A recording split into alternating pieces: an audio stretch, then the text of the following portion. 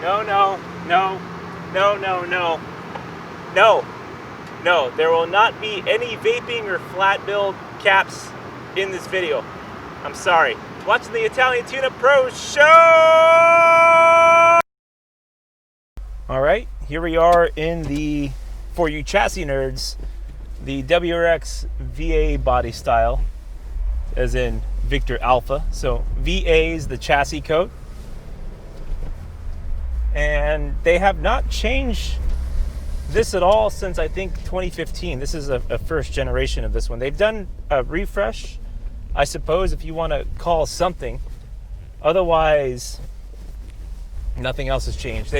I think in 2017, they had a revision for the suspension. I think that's about it. But either way, this is powered by the FA20F motor. It's 2-liter turbo. You may know about it. You may know that it's a Boxer as well, because it is a Boxer. But is it Boxster or Boxer? Boxer. Sorry. Anyway, so good motor. I was really hoping for the longest time that they would put this motor inside the BRZ and create a BRZ STI. Never happened. Very sad, because the BRZ, I believe it uses the FA20 as well, just not the F. I don't know. I'm not quite sure how Subaru uses their codes, but they never used this motor for the STI. They kept the EJ series. That's long overdue, so I'm pretty sure this one's coming up on getting a refresh. And we'll see what they come out with. I don't know if it's going to be revolutionary, because Subaru is one of those brands like Toyota where if something's tried and true and it's done well for as long as it has, then why really change it? So initial impressions of the gearbox, long throws, nice and tall, feels really rally-esque, very easy to maneuver, just extremely long throws. The heel towing is pretty good on this car as well. The brake is really close to the gas, which is ideal for heel towing, and pretty simple. I mean, nothing super crazy about it. I turn traction control off. Yep, we're in track mode right now, whatever the hell that means. So let's see. Got some good pull to it. If I can get it in gear. I promise I'm not a bad manual driver. Let's just get that out of the way. I think there's something off about this example about the clutch. I don't know what it is.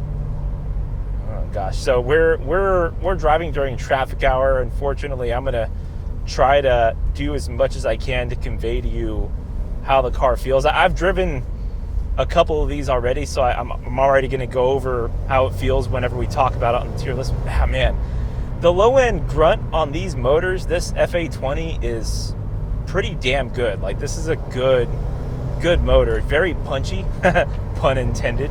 Get it, Boxer? Sorry. So it does a good job with the low-end torque. That's one thing I've always liked about these Subarus, is kind of that low-end torque. Let's see how it does. Brakes are a little iffy. Okay. Not as much push as I thought there would be.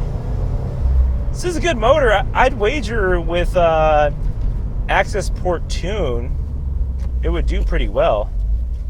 Of course, we're getting behind a very slow person. Wait, we're gonna wait. He's got to find his nearest local Toyota service department. I'm not going to launch this car. Let's make that clear. I'm not going to rip this car apart, but we are going to see how it handles. I'm not typically a fan of Subaru handling.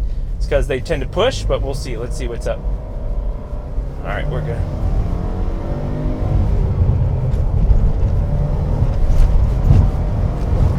Ooh, good pull on the motor. This is a golden motor. Random chair. Okay. Coming into my fun little corner. See if it pushes or not. Nope, modulating. Woo! Pushed a little bit, but as soon as you find your set with the wheel and you turn in on that, then get back on the throttle, it's going to take you there, man. This Subaru all-wheel drive system, the symmetrical, definitely the best in the business. Audi's right there with them because they do the same setup. They're not asymmetrical though. They have a center crown differential, which is, it's pretty much the same type of all-wheel drive system for both companies. They just set it up differently. But some of the best in the business for sure. Kind of GTR-esque, not as good as the Atessa system, but definitely to where you can kind of point where you want to go and it'll go there. Would hit my chicane. We're gonna hit the chicane anyway. Ooh, it's good. There's no rotation from the ass end. It's firmly planted. But the cool thing is that the turn in is so crisp on this car. It's pretty stout and communicative. The steering weight itself is decent. It's not super light. I actually don't know if this is an electronic steering setup, but it's good. Like, I'm not experiencing any understeer.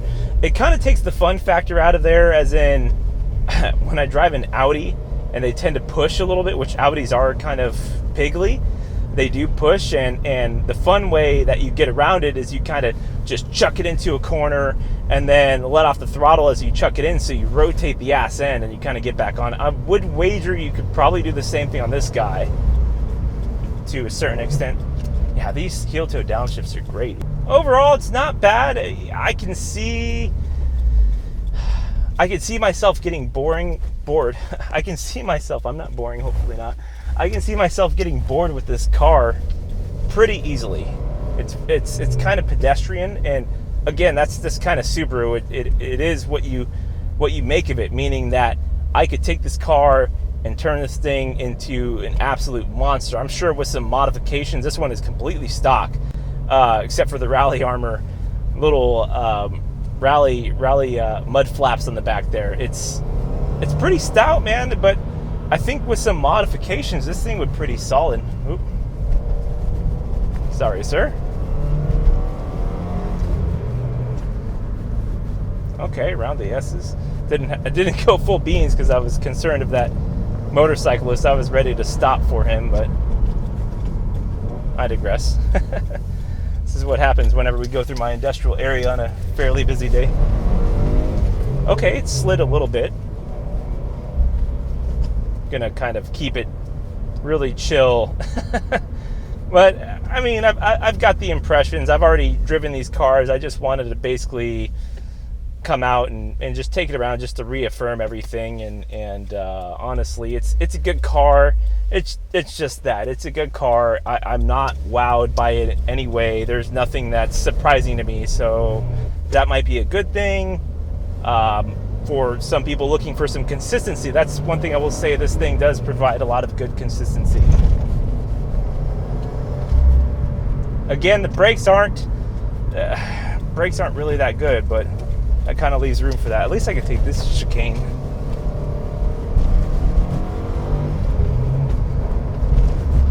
Coming up, heel toe in, a little bit of lock up in the brakes, turn it in, power on.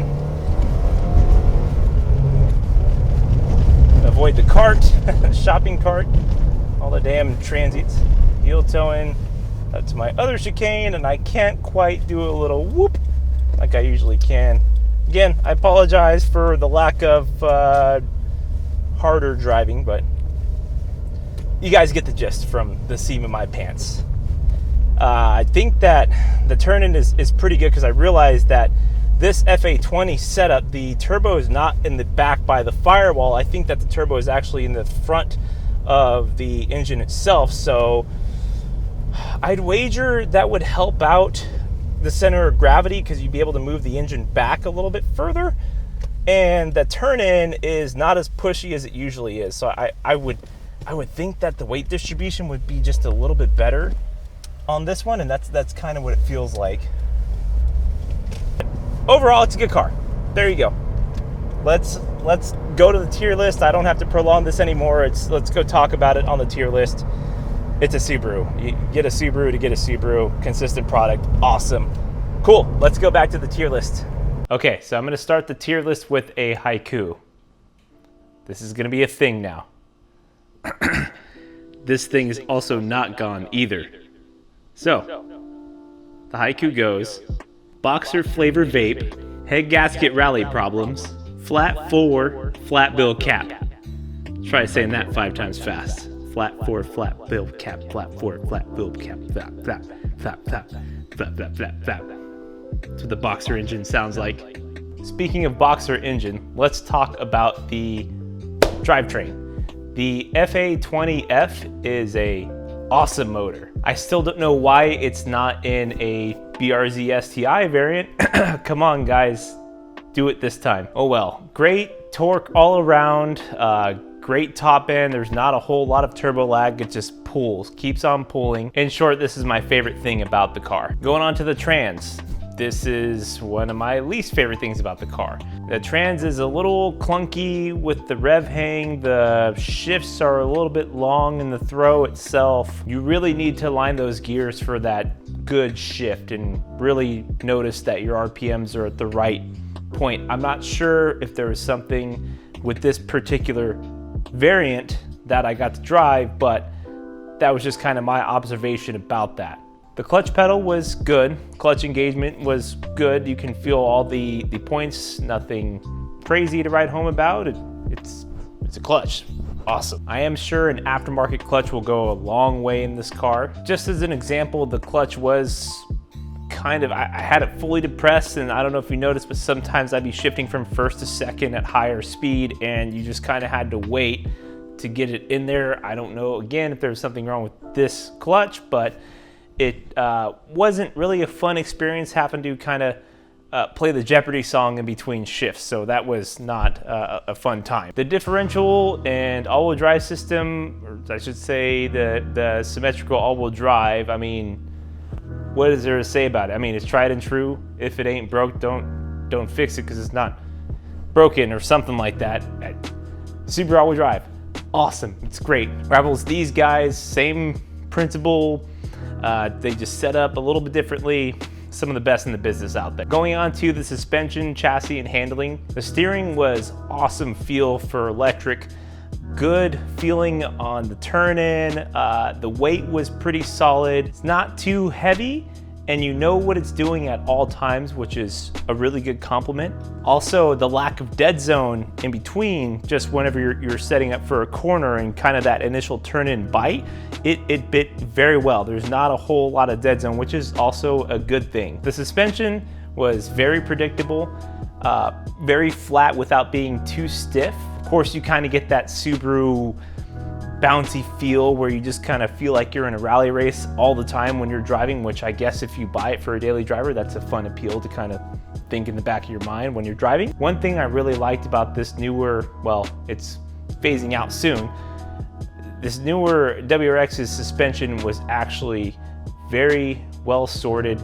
It didn't push. I've driven STIs and WRX's prior generations before the VA, and I felt like they had just a little bit of that initial turn-in push, and it just kind of like would go forward as soon as you try to take a set. I mean, you have to rotate on brakes pretty well. This one, not so much. It was pretty dead on. I did have a little bit of mid-corner push. I don't know if you noticed at one point in time when I was taking the corner pretty quick there. Coming out of it, all you need to do really with this all-wheel drive system is once you're in that corner, you need just a little bit more, just turn it a little bit and then just get on the gas and it'll carry you through. The all-wheel drive system works fantastically. It's a point-and-go affair, really good time. Going on to the brakes, they were a little getting in there, you had to dive pretty deep in there. I will say that the whole setup between the 3 pedals was really awesome for heel-toe downshifting. It was a good amount of travel though for the brake engagement. It wasn't super confidence inspiring, but I'm pretty sure that you'd be able to fix that with some bitier pads. Overall, this car is a very predictable, very good platform. It's just a good, that's what it is. It's a platform. So it's a good starting point. Overall, it doesn't really excel at anything super high. It just kind of does everything well, and that's about it.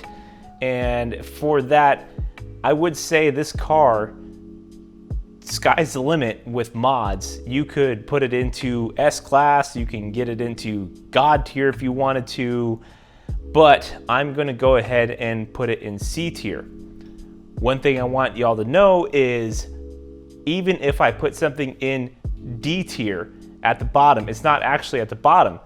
If a car doesn't make my list, that's not a good thing. If a car makes my list, whether it's D tier or not, that's a good thing because I'm having a fun time driving it in some regard.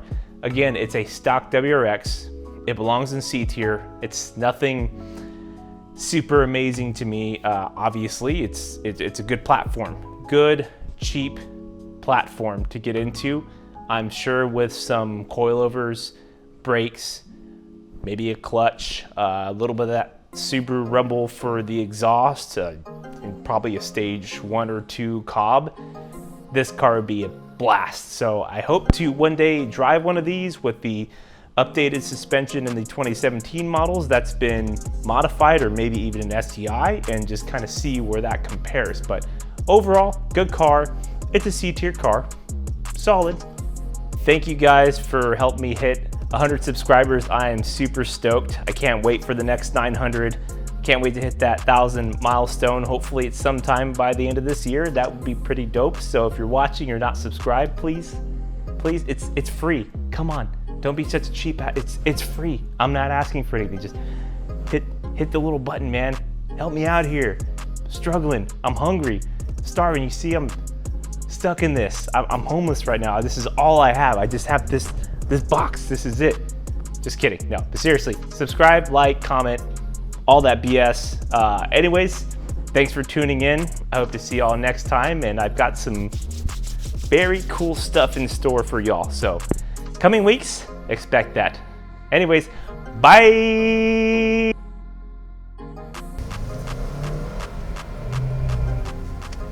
I don't know what this is. This one, I think the clutch is having a hard time activating, to be honest. It's every time I shift in certain areas, if I'm not at the right RPM, it's not letting me go in gear. I'm gonna take this back.